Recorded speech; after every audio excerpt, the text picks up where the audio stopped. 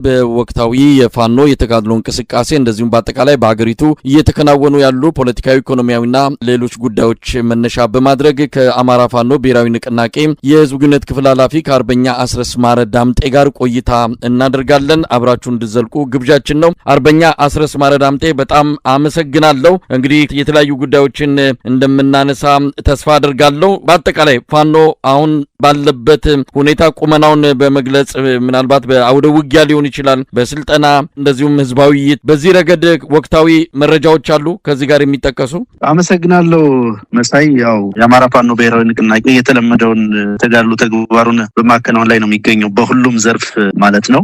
በተለይም በአንዳንድ አካባቢዎች የህዝብ ንቅናቄ መድረኮች በትልልቆች ላይ አጀንዳዎች ተይዘው ከህዝብ ጋር ውይይት እየተደረገ ነው ያለ። ሌሎች አካባቢዎች ደግሞ በተለይ በቴዎድሮስ እዛ አካባቢ በተከታታይነት የሰራዊት አባላትን አስመርቀናል። በርከት ያለ ቁጥር በሺዎች የሚቆጠሩ አዳዲስ የሰራዊት አባላትን አስመርቀን ወደ ትግሉ እንዲቀላቀል ሌሎች መደበኛ ስራዎችም በጥሩ ሁኔታ እየተከናወኑ ነው የሚገኙት። እንደሽና ቢዚ አድርጎን ቆይቶ ነበረ። አሁን ባለንበት ሁኔታ ሁሉም እዞች ተደራጅተው መደበኛ ስራቸውን ጀምረዋል። በአጠቃላይ ሰራዊታችን ለተሻለ እና ከፍ ላለ ግዳጅ ዝግጅት እያደረገ ነው የሚገኘው። በሌላ በኩል ያው ጠላት ከፍተኛ ጭንቀት ውስጥ ይገኛል። ከፍተኛ ቁጥር ያለው ሰራዊት አባላቱ እየከዳበት፣ እየተደመሰሰበት፣ እየተበታተነበት በመሆኑ ምክንያት ወጣቶችን በየከተሞች በገፍ እያፈሰ እና ወደ ማሰልጠኛ ካምፖች እየወሰደ ነው የሚገኙ። በአንድ በኩል የቴክኖሎጂ ትጥቅ አለን፣ እግረኛ አንጠቀምም፣ በሰዓታት በደቂቃዎች ውስጥ ውጊያዎችን መፈጸም እንችላለን በሚል ይፎከራል። በሌላ በኩል ደግሞ እንደገና አሁንም እግረኛ ሰራዊት ለቀማ በግዴታ እንግዲህ በገበያ የሚገኙ ከተማ ውስጥ የሚንቀሳቀሱ በተለያየ የስራ መስክ ላይ የተሰማሩ ወጣቶችን እያፈሰ ነው የሚገኘው አገዛዙ። በየቦታው ጩኸቶች እንዳሉ እንሰማለን። ያው አንዳንድ አካባቢ የተለያየ ምክንያት በመስጠት እና አዲስ አበባ ጭምር ወረዳና የክፍለ ከተማ እና ሌሎች ከፍተኛ አመራሮች ኮታ ሁሉ ተጥሎባቸው ለብሔራዊ ውትድርና ወጣቶችን ያመጡሉ ግዴታ እስከመጣል በፕሮፓጋንዳው ረገድ የሚያስወራውን የሚያወራውን ጭንቀት ፕሮፓጋንዳ ያው የምትታዘበው ነው።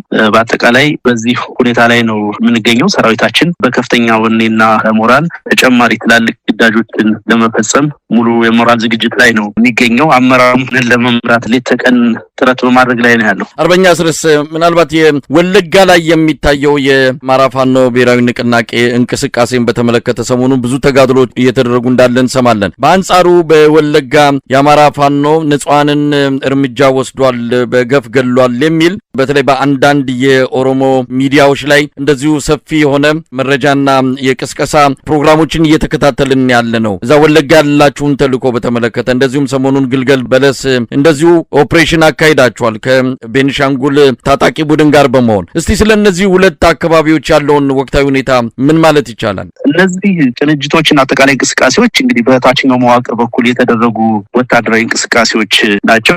በድርጅት ደረጃ ታቅደው ሰነድ ተዘጋጅቶላቸው ትብብር ሰነድ ተፈርሞ የተከናወኑ አይደሉም። እንደሚታወቀው መተከል አካባቢ የጉሙዝ ኃይሎች እንቅስቃሴ ያደርጋሉ፣ የፋኖ ኃይልም እንቅስቃሴ ያደርጋል። ከዚህ በፊት ሊቀመንበራችንም በተገኘበት መድረክ እዛ አካባቢ ከሚንቀሳቀሰው ማህበረሰብ ጋር ውይይት በማድረግ የታገቱ የአማራ ልጃገረዶችን እስከ ማስለቀቅና ሌሎች ፖለቲካዊ ስራዎችን እስከ መስራት የደረስንበት ሁኔታ ነበረ። ከዛም ጎን ለጎን መሬት ላይ ያለው ሰራዊታችን እርሱ በእርሱ መልካም ግንኙነት እንዲኖረው፣ እንዲደጋገፍ፣ በጠላት ላይ የጋራ ክንዱን እንዲያሳርፍ በቂ የፖለቲካ ስራ በመሰራቱ ግልገል በለስ ላይ የተሰራው ኦፕሬሽን በዛ ውጤት ነው። ይሄ በቅርብ ጊዜው የትግል ታሪክ በጣም ትልቅ ለውጥና ትልቅ መርታ ተደርጎ የሚወሰድ ነው። ለረጅም ጊዜ በሁለቱ ማህበረሰብ በአማራና በጉሙዝ ማህበረሰብ መካከል ቁርሾ እንዲኖርና አንደኛው በአንደኛው ላይ እንዲነሳ በማድረግ አውዳሚና በማልበስ በጋራ የሚኖረው ማህበረሰብ በጋራ በልጆቹ አንድ ላይ መቆም እንዲችል ያስቻለ፣ አንድ ላይ መቆም ብቻ ሳይሆን በጋራ መስዋዕትነት ከፍሎ ጠላቱ ላይ ክንድ ማሳረፍ እንደሚቻል በተግባር የተረጋገጠበት ነው። ወለጋ ላይ የሚደረገው እንቅስቃሴ እንደሚታወቀው እዛ አካባቢ ያለው የአማራ ፋኖ የሚወለጋ ምድር ተወልደው ባደጉ የፋኖ አመራሮች ነው። የሰራዊት አባላቱም እዛው ምድር የተወለዱ ናቸው። ባለፉት 7-8 ዓመታት ከፍተኛ ግፍና ሰቆቃ ከተፈጸመባቸው ቦታዎች መካከል ወለጋ ምናልባትም በቀዳሚነት የሚጠቀስ ነው። የዛ ሰቆቃና ጄኖሳይድ ያስተናገደ ማህበረሰብ ከዛ ሰርቫይቭ ያደረጉ ወጣቶች ናቸው ያንን ትግል እየመሩ ያሉት። የአካባቢውን ቋንቋ የሚናገሩ ህዝቡ ጋር በጣም የሚደንቅ ተግባቦት ያላቸው ኦሮሞም ያላቸው ድጋፍም ጭምር የሚያገኙ ናቸው። ከዚህ ባሻገር በዛ አካባቢ የሚንቀሳቀሰው የኦሮሞ ነጻነት ሰራዊት ሰራዊት ኮማንድ ጋርም የካምፕ በጋራ አብሮ መስራት፣ መረጃ መለዋወጥ፣ ሎጂስቲክስ መዋዋስ፣ መመራራትና ሌሎች ነገሮች የበለጠ ተጠናክረው በመቀጠላቸው በአካባቢው በፋኖ ሰራዊት በኩልም በሆነ በኦላ በኩል በንጹሃን ላይ የሚደርሱ ጉዳቶች ኦልሞስት ዜሮ በሚባል ደረጃ ላይ ነው። እንደሚታወቀው የፋኖ ተጋድሎ ራስን ለመከላከል ጀመረ ነው። በተለይ ደግሞ ወለጋ አካባቢ የሚንቀሳቀሰው ሰራዊታችን ግለሰባዊ ጥቃት ምን እንደሆነ እንደ ማህበረሰብ መጠቃት ምን ያህል መራራ ነገር እንደሆነ በአይኑ የተመለከተ ያንን አይቶ በመጠበቅም የሚታማ አይደለም።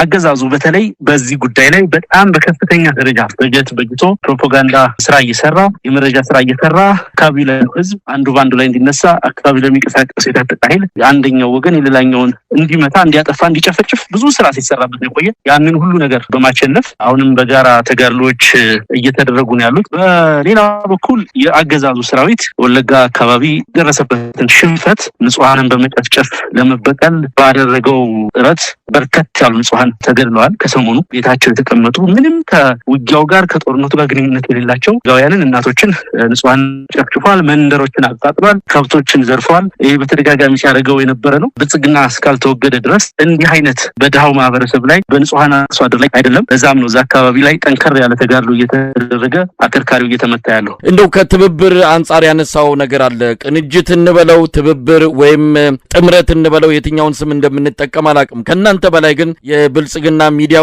በደንብ እያስተዋወቁ ነው። በየዕለቱ ነው ፕሮፓጋንዳው ላይ ይህንን ነገር አብዝተው እየተጠቀሙ ያሉት። ትብብርም ጥምረትም ቅንጅትም ይሉታል። ለማንኛውም ይሄ የተባለው ትብብርም በእናንተም ሆነ በሌላው አካል በይፋ እስካሁን የተገለጸ ነገር የለም። ትብብር የሚባል ነገር አለ? የተጀመረ ነገር አለ? ከተጀመረስ ምን ደረጃ ላይ ይገኛል? መልካም እንግዲህ ይህንን ጉዳይ በተመለከተ በተለይ የትብብርን ጉዳይ በተመለከተ የአማራ ፋኖ ብሔራዊ ንቅናቄ ከተመሰረተበት ጀምሮ ይፋዊ አቋሞችን የወሰድንበት በይፋም ሌሎች ኃይሎች የትግሉ አካል እንዲሆኑ ተከታታይነት ያላቸውን ጥሪዎች በመግለጫዎችም በምናደርጋቸው ቃለ ምልልሶችም በሌሎችም በመድረኮቻችንም እየገለጽንበት ነው። ድርጅታችን እንደ ድርጅት የያዘው አቋም ከመሆኑ ባሻገር የአማራ ሕዝብ የሚፈልገው መሆኑም ሕዝብ ጋር በምናደርጋቸው መድረኮች ከሰራዊታችን ጋር በምናደርጋቸው መድረኮች የታየ ይህን ትግል የሚደግፉ ዳር እንዲደርስ የሚሹ ወገኖቻችንም ፑሽ ሲያደርጉት የነበረው ጉዳይ ወደፊት እንዲመጣ ግፊት ሲያደርጉበት የነበረው ጉዳይ ነው።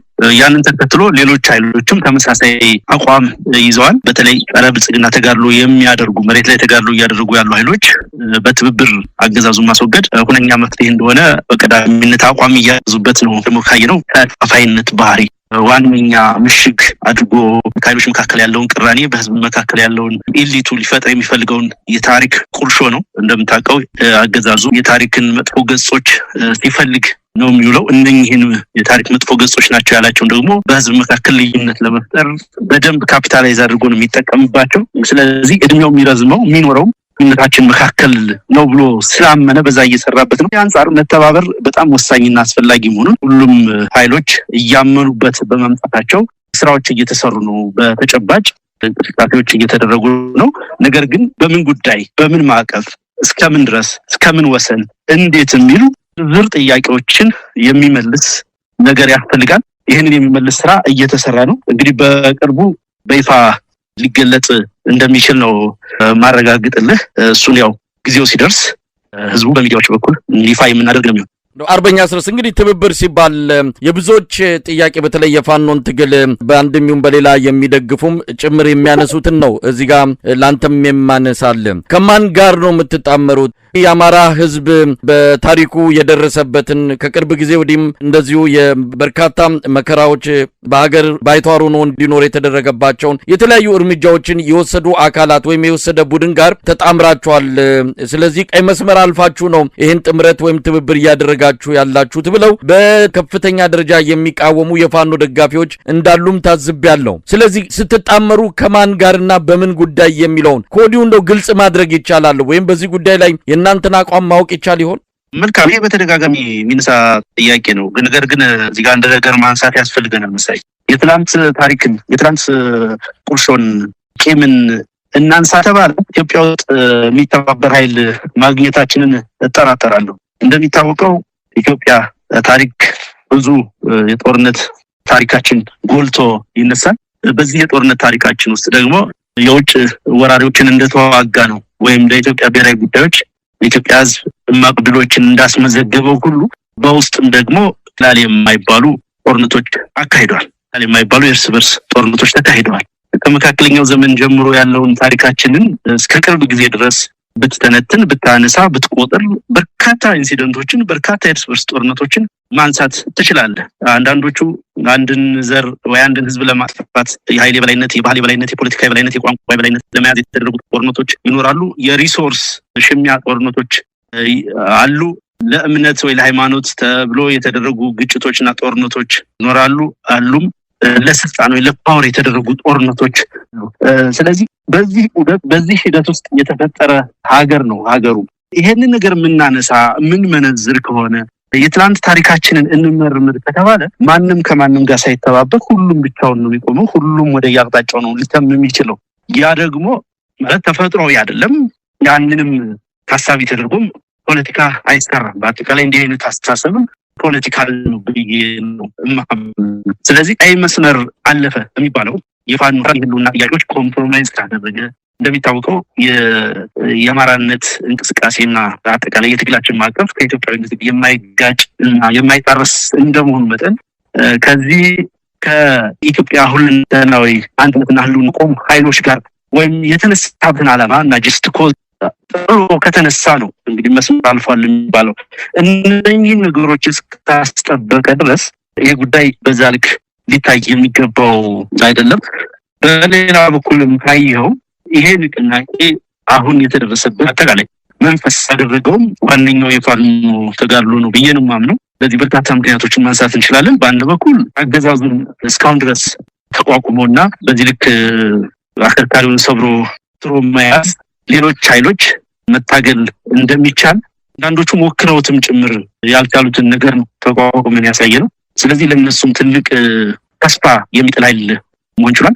በሌላ በኩል በአጠቃላይ ባለው መሬት አቀማመጥም በህዝብ ቁጥሩም ባለው አዳጊና ተነሳሽነት ያለው ራትና ግዙፍ ኃይልም ጭምር ቀላል የማይባል ፖለቲካዊ ዲፕሎማሲያዊ አቅም አለው የአማራ ፋኖ ብሔራዊ ንቅናቄ የሚያንቀሳቅሰው ኃይል። ስለዚህ ከዚህ ኃይል ውጪ የሆነ ትብብር፣ በዚህ ኃይል መሪነት የማይደረግ ትብብር፣ የማይደረግ ጸረ አገዛዝ ትብብር ሊኖር አይችልም። በዚህ ምክንያት በሙሉ እምነት በተደጋጋሚ ደግሞ ነገሮች በቀናነት በአስተዋይነት የሚሰጡትንም ኮሜንትና ትችትም ያገናዘበ በስርዓት የተሰራ ነገ በታሪክ ፊት የሚያሳፍር አንገት የሚያስደፋ ሳይሆን በትናንት ታሪክ በትናንት ቁጭት የተቸነከረም ሳይሆን ተራማጅ ሆነ ነገን አሻግሮ የሚያይ መጻኢዋን የኢትዮጵያ ዕጣ ፈንታና በአጠቃላይ የቀጠናውን ሰላምና አንድነት ሊያመጣ የሚችል ትብብር መደረግ እንዳለበት በጣም በርካታ ጊዜ አጀንዳ ይዘን ተደጋጋሚ ውይይት ያደረግንበት ነው። የድርጅቱ አመራር በተለይ በፖሊስ ቢሮ ደረጃ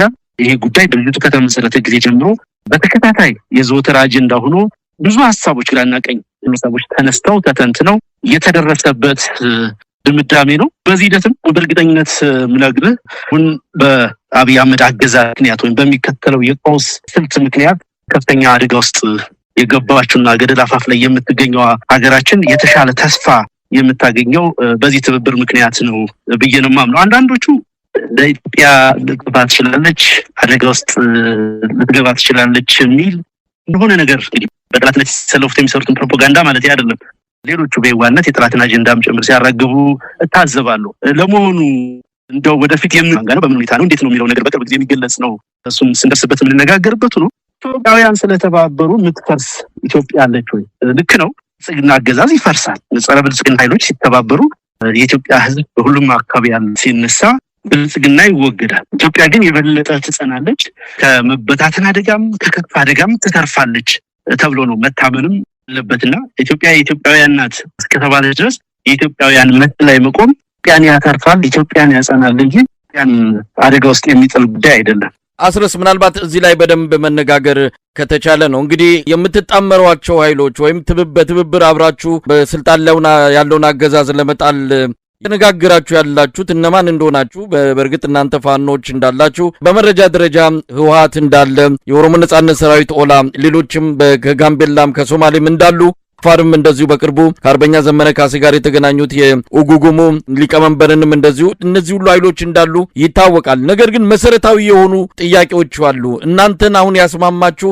የአብይ ለሁላችሁም ጠላት የመሆኑ ጉዳይ እንጂ በብዙ በበርካታ ጉዳዮች ጫፍና ጫፍ ነው ያላችሁት። ይህንን ጫፍና ጫፍ ያላችሁበትን አቋምና ኢትዮጵያዊ ምልከታ ማጥበብ ይቻላል ወይ? አብይ ከወደቀ በኋላ እውነት በዚህ አይነት መልኩ የተራራቃችሁ ብዙ ነገር በኢትዮጵያዊነት ጽንሰ ሐሳብ በኢትዮጵያዊነት ምልከታ ጭምር ልዩነት ያላችሁ ኃይሎች ነገ ከነገ ወዲያ እንዴት አንድ ኢትዮጵያን ለማቋቋም ወይም በጋራ የሆነች ኢትዮጵያን ለማቋቋም ስምምነት ላይ ትደርሳላችሁ ተብሎ እንዴት ይታመናል? ይህን ለዚህ እምነት መስጠት ይቻላል ወይ? ቀድሞ ነገር ትብብር እያደረጉ ወይም ብር ማቀፍ ይዘው ሊመጡ ነው የሚባሉት ኃይሎች ጫፍና ጫፍ የወጣ ፖለቲካ አመለካከት እና አቋም ነው ያላቸው። የሚተባበሩትም የሚነጋገሩትም ብልጽግናን ስለማስወገድ እንጂ ከዛ በኋላ ስላለው ነገር ምንም አጀንዳ የላቸውም የሚለው ተራ ስፔኩሌሽን ነው። ግጥ ለአንድ ጊዜ በተቃርኖ አሰላለፍ ውስጥ እንዲቆይ ስራ እንደተሰራበት ፖለቲካ ሊቅና የፖለቲካ ኃይል አይነት ግምቶች ቢቀመጡ የሚገርም አይደለም። ነገር ግን ታዲያ ምን እየተነጋገርን ነው ሲባል ምን እያደረግን ነው? እንዲህ አይነት የአመለካከት አንድነት ለማምጣት እኮ ነው ንግግር የሚያስፈልገው።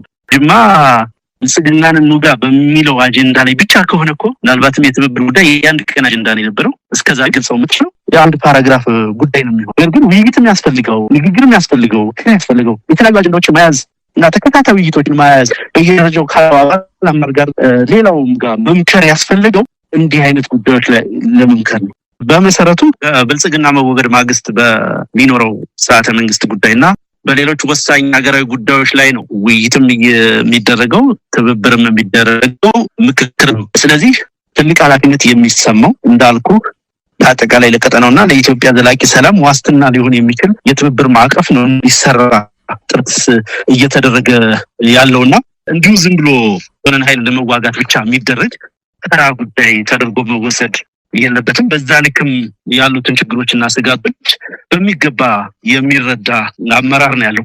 በተለይ እንደ አማራ ፋኖ ብሔራዊ ንቅናቄ